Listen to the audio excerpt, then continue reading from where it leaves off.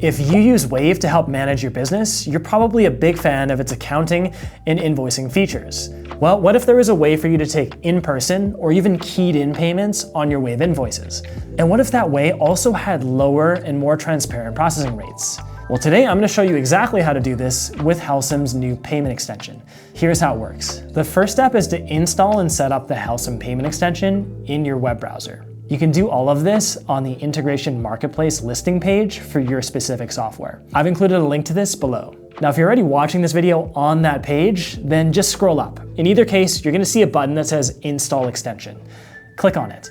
This will open up a new tab in your browser that shows the Chrome Web Store listing for the Helcim Payment Extension. Now on this page, you'll see a button that says Add to Chrome. Click on this to start the installation. Well, note that this is done if you click on the puzzle piece icon in the top right corner of your browser window. You should see Helcim Payment Extension here, along with all the other extensions you might have installed. Now for convenience, you can click the pin icon to make sure that that icon always shows up at the top of your browser window. Now let's click on this icon to open the extension up. From here, you should be able to follow the steps shown in the extension drawer to set things up. Basically, this involves logging into your Helcim account and creating an API access token. That's just a technical term for creating a back-end connection between your account and the extension. How it works is you take that token and you enter it into the extension window to complete the connection. After that, you can then select a currency you want to process in, and then pair any in-person payment hardware you might have from Helcim. If you're still waiting on your hardware to arrive or you haven't ordered it yet, no stress. You always have the option to do this later in the extension settings.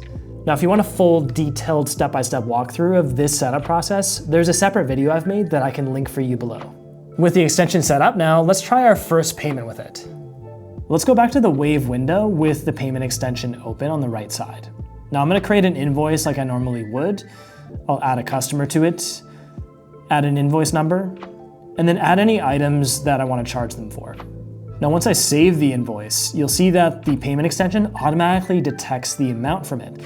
So again, this is nice because we didn't have to do any additional manual entry in the extension window to make this work. Now, all we have to do now is select a payment method and then click Charge.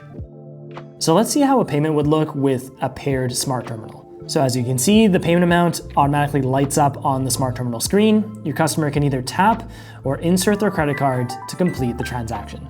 After that's done, they can choose to print, text, or email a receipt. Now, what if you need to take a payment over the phone for an invoice? Let's see how that would work. Well, I could open up their invoice and then select keyed payment instead of card reader. When I click Charge, a pop-up will open where I can manually enter in their credit card information and complete the payment this way.